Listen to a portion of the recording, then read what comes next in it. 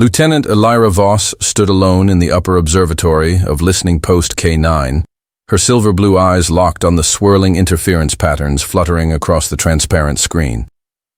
Outside the dome, the stars pulsed like ancient sentinels, watching a forgotten corner of the galaxy.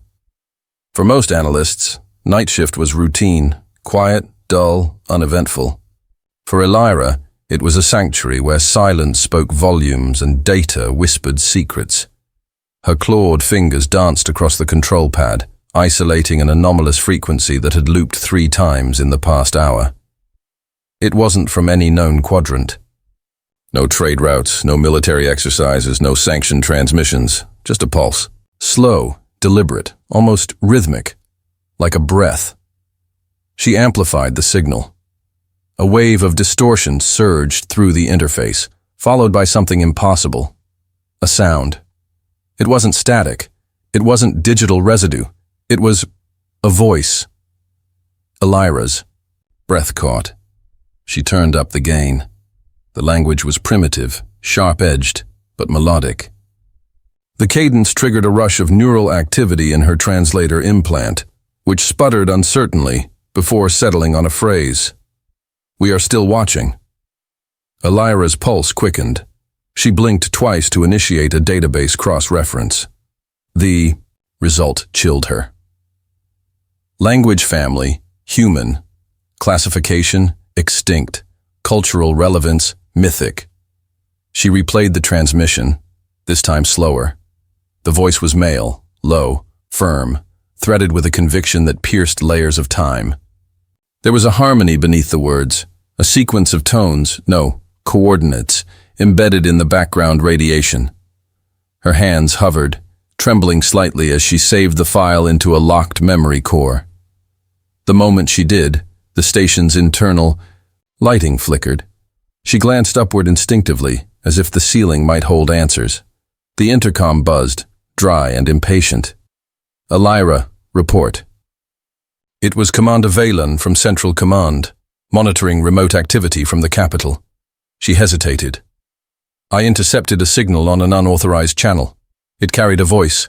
Language matches human archives." Silence crackled on the line. "Humans. Our mythology, Lieutenant. War ghost stories. Focus on legitimate threats." I ran triple confirmation. "It's authentic." A sigh. "You're chasing echoes. Log it and move on." The transmission ended before she could protest. Elira clenched. Her jaw. Myths didn't leave coordinates. Legends didn't hijack military bandwidth with perfect encryption. She downloaded the waveform into a personal drive embedded behind her left ear, then erased its trace from the station's log. Whatever it was meant to be hidden. At shifts. And she walked the long corridor back to her quarters, the signal still playing on loop in her mind. That voice, so human, yet unshakably clear, felt like it wasn't just speaking to her. It was waiting for her. Her room was modest, a sleep capsule, desk, and one flickering projection of an ocean she had never seen. She tapped into her neural port and overlaid the transmission into a star chart. The coordinates pointed toward a forbidden stretch of space near the ancient Vale sector, abandoned, quarantined, and cloaked in superstition. She whispered the words again. "We are still watching." No one on this outpost would authorize an expedition based on a myth. But Elira Voss was not interested in permission. She opened a secure line to an old academy acquaintance now posted as a scout ship pilot. If anyone would follow her into a restricted zone based on a voice from the past, it was Riven Hale, a reckless flyer with a broken disciplinary record and no fear of ghosts. She sent one sentence, "I found something impossible." Within seconds, the reply flashed back. "When do we leave?" Elira smiled for the first time in weeks. Her world had just changed. The myths were calling, and she intended to answer. The shuttle shuddered violently as it slipped past the last official beacon of Alliance-monitored space. Lights dimmed for a moment, then steadied, casting long shadows across the narrow cockpit. Elira Voss tightened her harness, glancing at the pilot beside her. Riven Hale's fingers moved over the controls with unshaken confidence. His expression fixed in a crooked grin. "You're lucky I like mysteries," he said without looking up. "Or I'd have dumped you and your ancient coordinates back at the station." She ignored his sarcasm. "No traffic signatures, no patrols, no transmissions, we're in the blind. Which means if something goes wrong, no one's coming. That's why I called you." He chuckled, the sound dry. "Flattery or desperation?" "Both." The blackness outside the viewports deepened, stars thinning until they seemed like faint embers scattered across charcoal silk. This region was known in old maps as the Hollow Expanse, uncharted, avoided, forgotten. Ships that wandered here didn't return, or returned wrong. As the shuttle coasted forward, a massive object slowly emerged from the void. It wasn't a planet, not a moon. It was something else entirely. Elira leaned forward. "Is that—" "A structure," Riven confirmed, his voice suddenly devoid of humor. "Too big to be natural. That's not a station, Elira. It's a ship." It floated in silence, dormant and dark, but unmistakably crafted.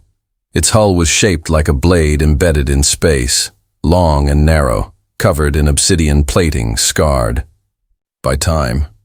A perimeter of broken satellites drifted lazily around it, silent guardians of a tomb forgotten by time.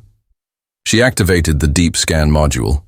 No energy signatures, no movement, but the signal originated from inside that thing. Riven's eyes flicked across the readings. "Looks dead." Dead things don't whisper through radiation. Reluctantly, Riven activated the docking. Thrusters. The shuttle locked onto one of the few intact airlocks on the ship's side. As they approached, tiny lights embedded along the edge flickered once, then twice, then stabilized, reacting to their presence. "No power, huh?" Riven muttered. A low chime echoed through the cabin. A voice, mechanical and ancient, filled the air in a language Elira's implant translated instantly. Access recognized. "Welcome, observer." Her throat tightened. They suited up. Helmets clicked into place. Weapons were checked, though Elira suspected any threat inside wouldn't care about plasma rounds. The airlock hissed open, revealing a corridor bathed in eerie blue illumination. Dust particles floated in zero gravity, undisturbed for centuries. Each step deeper into the derelict vessel raised more questions. The design was alien, but had undeniable human influence, utilitarian, symmetrical, deliberate. Along the walls, faded emblems bore symbols Elira had seen only in restricted historical archives. A circle bisected by a spear, an eagle with folded wings, Earth insignia. They reached a central chamber. The walls curved inward like a cathedral's dome. Dozens of stasis pods lined the room, all covered in frost. Only one was active. Inside it was a man. His features were sharp, rugged, partially obscured by frost, but unmistakably human. Light readings confirmed stable vitals, preserved by systems that should have failed eons ago. His pulse flickered across, the monitor like a drumbeat long buried, but now stirred. Elira approached the console. "This is where the signal came from." "You think he sent it?" She shook her head. It wasn't a distress call. It was an invitation. She studied the control panel. The interface recognized her presence. Text scrolled across the screen in ancient English. "Initiate awakening." She hesitated. "You came all this way," Riven reminded her. She pressed the command. The chamber trembled. Steam vented from the pod. Lights above hummed back to life with agonizing slowness. The man inside shifted, fingers twitching. His eyes fluttered open, revealing irises like shards of forged steel. He stared directly at Elira, unblinking. Seconds passed in silence before he spoke, his voice rough from disuse, but clear. "You're not one of us." "No," Elira said calmly. "You've been asleep a long time." His eyes narrowed. "What year is it?" She told him. He closed his eyes, exhaled deeply, and whispered something so quiet it nearly vanished in the recycled air. We waited. Too long. The chamber lights brightened as systems throughout the vessel rebooted one by one. Footsteps echoed above them. Distant doors clicked open. Elira drew her weapon. "He's not alone," Riven swore. "Great. A ghost ship full of waking legends." The man rose from the pod, flexing muscles stiff from centuries of stasis. "You have no idea what you've just done." Elira met his gaze. "Neither do you." The man's boots struck the floor with a heavy finality, each step echoing through the hollow chamber like a declaration of return. His presence shifted the atmosphere, an ancient weight pressing against the sterile air of forgotten corridors. Elira Voss didn't lower her weapon, but her mind reeled with questions. Nothing in her training had prepared her for the sudden resurrection of myth. He walked slowly, testing each movement, stretching limbs forged for war. His uniform, though, tattered, bore symbols long erased from memory. A golden insignia at his collar glinted under the dim lights, shaped like an open flame encircled by broken stars. Riven flanked Elira, blaster raised but expression unreadable. "Should we assume you're friendly?" The man stopped. His expression remained blank. "I'm Commander Jace Riker. Terran Recon Unit, Generation 12. Confirm your identification." Elira stepped forward cautiously. "Lieutenant Elira Voss, Observer Corps, affiliated with the Xenar Alliance." Jace tilted his head slightly, as if her words scratched at buried knowledge. "Alliance? That still exists?" "Barely," she replied. "And your kind, humans, have been considered extinct for over 3 centuries." His jaw tightened. "Not extinct, hidden." She exchanged a glance with Riven. "Why hide for so long?" Jace ignored the question. "This ship isn't secure. If you received my signal, then so did others. We need to move." Elira followed as he led them deeper into the vessel. Lights flickered on ahead of them before each step, the ship responding to his presence like a creature welcoming its master. Despite decades in cryostasis, Jace moved with purpose. He knew every turn, every passage, every panel. "What is this place?" Riven asked, eyes scanning the towering walls. "Sanctuary," Jace answered. "Built after the fall. When the core systems collapsed, we had 2 choices, burn or vanish." Elira frowned. "Collapse of what?"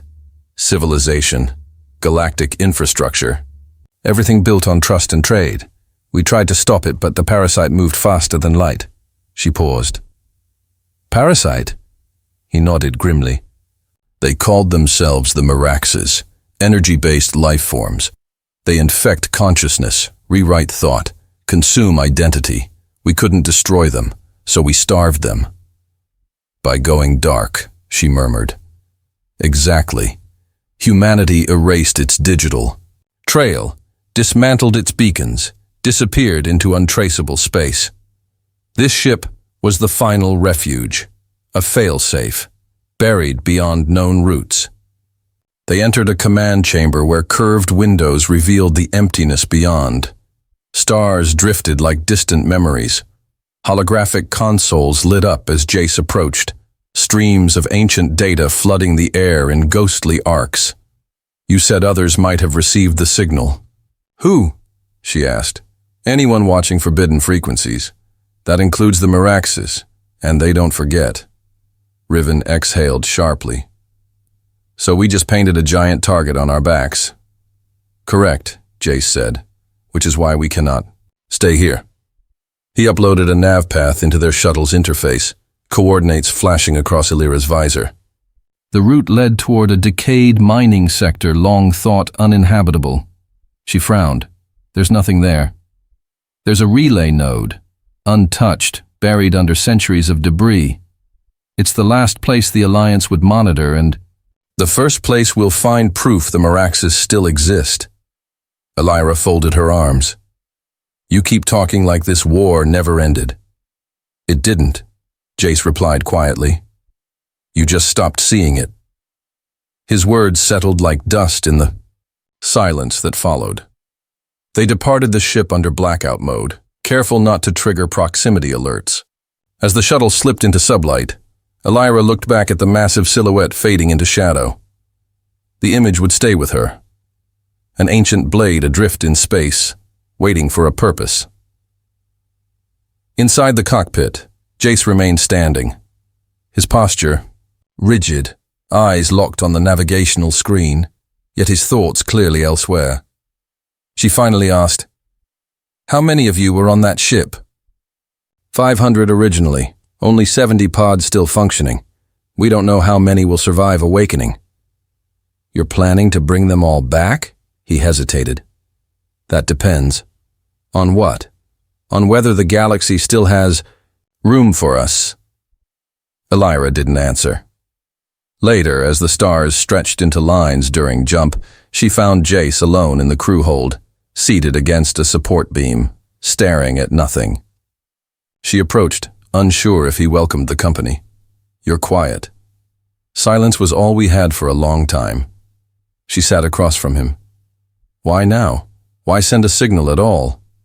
He looked up, and for the first time, there was something raw in his gaze, sorrow layered beneath resilience. "We watched your people for years, studied your evolution, saw the signs of the Meraxis rising again.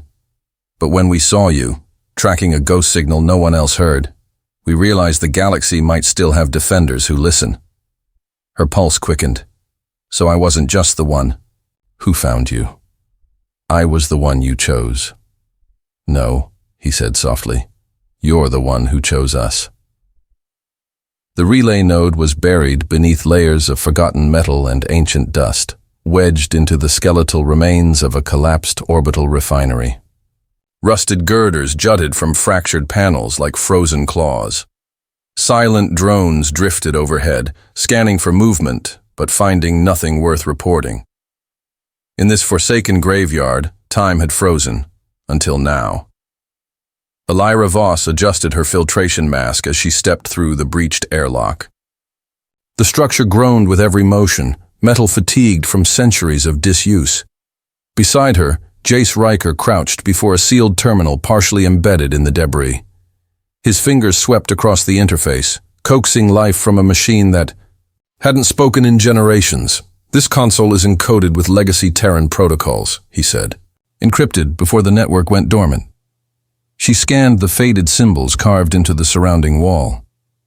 "Was this one of your outposts?" He shook his head.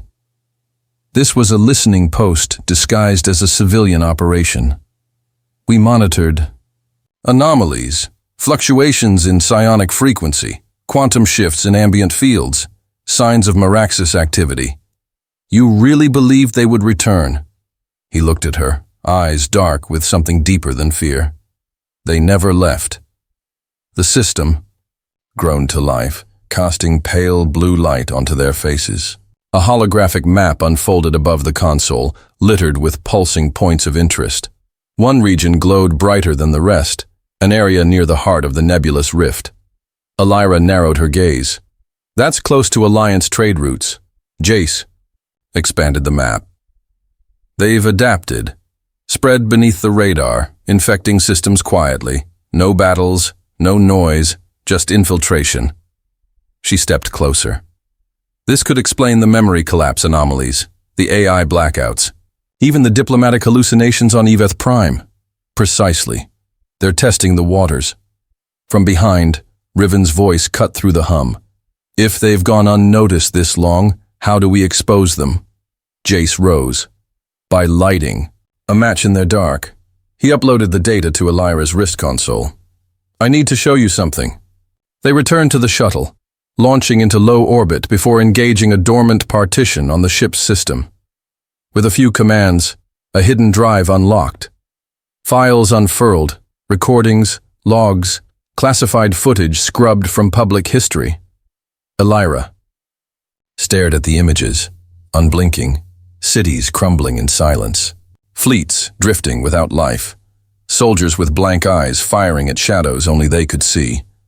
Whole planets emptied with no visible attacker. The Meraxis didn't invade, they overwrote. She watched one particular clip, a soldier screaming as his squad turned on him, eyes glowing with golden filaments before they collapsed, lifeless, like puppets with cut strings. Her stomach twisted.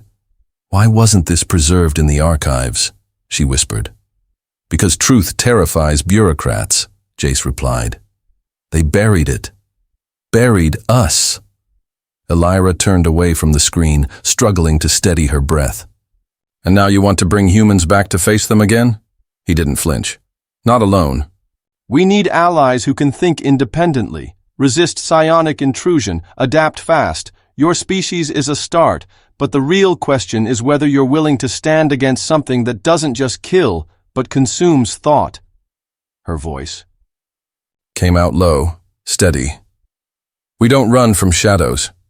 Riven leaned against the doorway, arms folded. But convincing the Alliance won't be easy. They'll see your kind as a threat. Jace nodded. Then we prove otherwise, with action. Later that cycle, they entered an encrypted channel through a backdoor frequency linked to an old military beacon. Jace used it to contact a hidden node in the Helion ring, one of the few Terran sleeper caches still active. A feminine voice answered, calm, clipped, emotionless. Authorization? Riker, 079. Operation, Pale Mirror. Silence. Then the voice softened. You're alive. He exhaled slowly. Not for long if we don't act. Coordinates were exchanged. A rendezvous arranged. Reinforcements promised. Elira observed him afterward, seated alone at the navigation console, lit only by star reflections on the glass. She approached quietly. Why me? She asked. He didn't look at her. You didn't flinch when the impossible spoke. Her tone lowered. Most people would have turned away. Most people are still pretending the universe makes sense. She sat beside him. And you? I stopped pretending when my world burned. They said nothing for several minutes, just listened to the hum of the engines and the quiet murmur of space around them. Eventually she reached over, resting her hand gently atop his. I'm not afraid of ghosts. He finally looked at her, and for the first time, the storm behind his eyes settled. Then let's wake the dead. The diplomatic hall on Varelian Prime had once hosted peace treaties, coronations, and declarations of unity. Now, its stained glass panels trembled. Beneath the tension of silence, every delegate seated around the circular chamber shifted uneasily as the main doors opened. Elira Voss entered first, clad in her Observer Corps uniform, freshly pressed, but bearing the scuffs of recent conflict. Her expression was unreadable, composed with practiced restraint. Behind her walked Jace Riker, a living relic draped in a matte black tactical coat, bearing no insignia, only presence. Gasps spread like a ripple through the assembled leaders. The Xenar counselor stood. Explain. Yourself, Lieutenant. She met his gaze without hesitation. This is Commander Riker. He represents the Terran remnant, presumed lost for 3 centuries. He brings evidence of an existential threat none of us are prepared to face. Murmurs erupted from every corner. The Atran ambassador narrowed 4 eyes. Are you suggesting humans are alive? That this man is one of them? I'm not suggesting, Elira replied firmly. I'm confirming it. Jace stepped forward. I didn't come here for nostalgia. I came because you've all been living in a fabricated calm. The Meraxis are not a myth. They've returned, and you're already infected. His words dropped like blades. One representative scoffed. You expect us to believe stories about consciousness parasites? That's bedtime folklore. Jace activated a holo projector. The chamber dimmed as horrifying footage reappeared. Ships drifting, personnel collapsing, eyes burning. Gold. One clip displayed a council member's own outpost succumbing in total silence. No weapons, no warnings, just emptiness. Recognize this? He asked coldly. That's Station Varelian Beta. Gone 3 months ago. You blamed mechanical failure. The counselor in question went pale. Elira's voice cut through the dread. The Meraxes don't invade conventionally. They erode thought, undermine trust, fracture societies from within. That's how they win. Another delegate stood. And what do you propose? That we simply hand over military command to ghosts from humanity's past? Jace didn't flinch. No. I propose an alliance. You keep your command. We offer strategies, technology, and experience. But if you let history repeat itself, you won't get another warning. The chamber fell into contested debate. Accusations flew. Some called for his detainment. Others demanded immediate cooperation. Amid the storm, the Centauri matriarch requested quiet. She turned to Elira. Do you trust him? Without hesitation, Elira said, with my life. It wasn't a declaration. It was a verdict. The matriarch folded her hands. Then we vote. The outcome was neither landslide nor deadlock. By a narrow margin, the alliance authorized a provisional pact with the Terran remnant, under close supervision, limited access, and a binding agreement to share command. As delegates filed out, wary and divided, Elira leaned toward Jace. Euphoros knew they'd hesitate. Of course, he muttered. They've forgotten what survival costs. Afterward, she approached him in the observation chamber. Nebula light spilled across his features as he stood at the reinforced window. They respect you, she said. They remember what I sacrificed. You speak like someone already written into history. I was, until you pulled me out. She stepped beside him, shoulder brushing his. You're not alone anymore. He turned slowly, gaze meeting hers. You realize the alliance doesn't trust me. Not really. They don't trust anyone. His lips tilted in a shadow of a smile. But you do. She didn't blink. Yes. The moment held, suspended like gravity had loosened its grip. But a sudden alert fractured the silence. Red pulses flashed across the room. They hurried to the command deck. Incoming data scrolled across the display. Unmarked vessels had breached. The rift's edge, signature patterns unmistakably Meraxes. No communication, no formation. Just silent, direct movement toward populated worlds. Elira's pulse spiked. That's not a probe. That's an assault. Jace's voice turned iron. Then we intercept. Within hours, ships launched. The Sable Wind led the formation, flanked by Alliance cruisers and two newly awakened Terran frigates, Echo-Fall and Vigilant Dawn. Unlike their allies, the human crafts moved with unorthodox agility, bending conventional physics in ways that made AI struggle to predict paths. In the command chamber, Elira coordinated shield harmonics while Jace calibrated point defense interceptors. Their interaction required no words. Movements flowed, commands overlapped, adjustments happened in perfect rhythm. The first clash was sudden. Meraxes ships didn't fire beams or launch missiles. Instead, they emitted pulses of concentrated psychic interference. Entire control boards shorted. One vessel lost its pilot to neurological collapse within seconds, but the Terran shielding held. Designed not to block energy, but to absorb and reroute thought. The Echo-Fall pierced through enemy lines, launching anti-psionic warheads.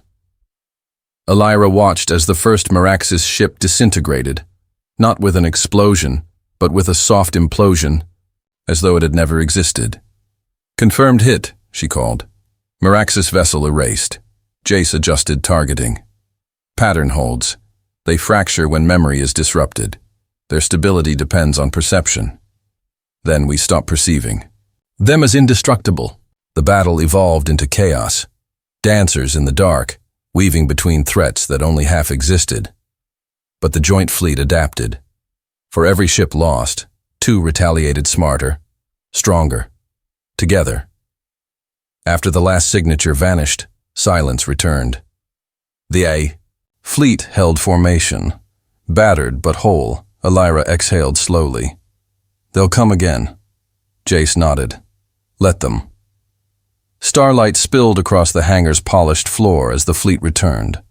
Burned hulls, scorched panels, and fractured wings spoke of a conflict survived, not unscathed, but unbroken. Workers moved in orchestrated silence, repairing what they could, salvaging pieces of the battle while the memory still lingered. Elira. Voss stood near the observation deck, her uniform dusted with grime, hair pulled back, face tired but proud. Around her, officers reported damage, resources, and emerging data. Yet her eyes stayed fixed on the docking corridor where the Vigilant. Dawn was just arriving. Its ramp descended slowly. Jace Riker emerged, blood drying on his sleeve, eyes sharp despite exhaustion. As he approached, Elira stepped forward without hesitation, meeting him halfway. No words passed between them. Instead, she reached for his hand, and he let her hold it like it belonged there. They walked through the corridor in silence, past soldiers who paused briefly to salute, engineers who pretended not to watch. For the first time in weeks, they entered the command center without alarms, without shouts, without dread, waiting on every monitor. Jace moved to the central console, reviewing transmission logs. Alliance Command wants a formal briefing. Full account. Tactical debrief. Political projections. Elira leaned beside him, arms crossed. They want reassurance more than information. They're afraid. Of us? He turned to face her. Of what we've reminded them is possible. Outside, ships from 30 worlds hovered in disciplined orbit, their formation forged by necessity, held together by trust hard-earned. A new coalition, uneasy, untested, undeniable. Elira received an encrypted message through her neural implant. A request from the High Council. She was to represent the Observer Corps at the diplomatic summit. She didn't answer immediately. Jace noticed her hesitation. "You're not going," she considered. "It's not enough to speak. They need to understand. You want them to feel it. That's what saves people." She paused, letting the silence absorb her words. The Meraxes are not gone.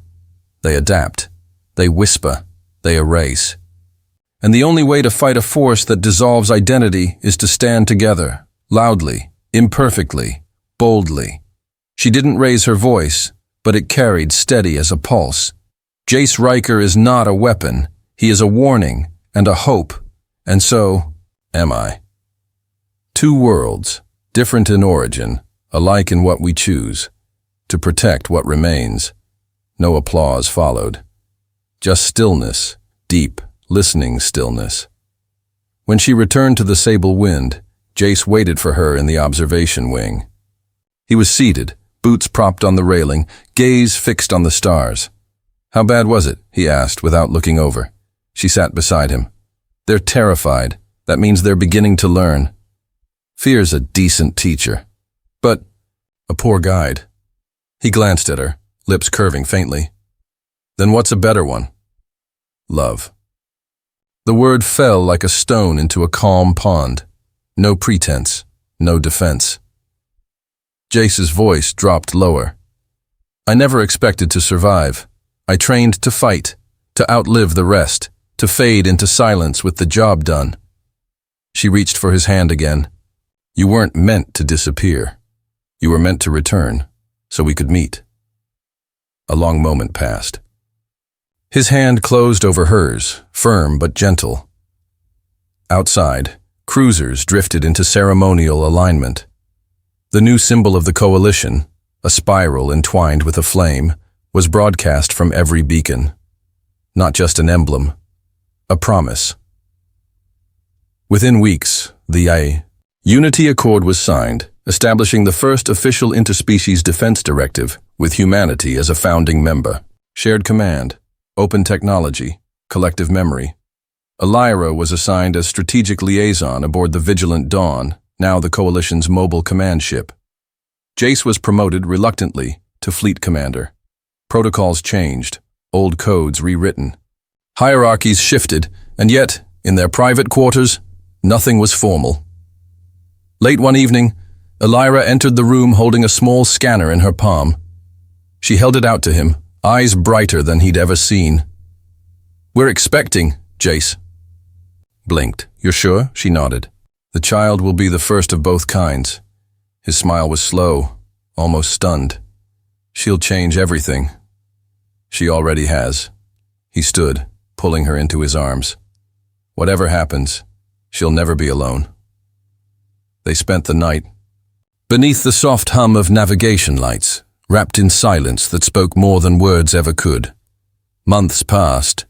When the child was born, her eyes held two suns, his steel, her starlight.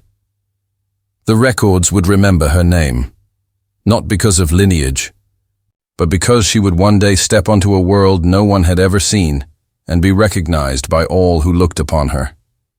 She was the future. But it had started here, with a signal, a forgotten myth, and two souls brave enough to believe. And somewhere, in the folds of endless space, stories whispered of the woman who heard ghosts in static, and the man who returned from extinction not to conquer, but to love. The stars would never be the same again.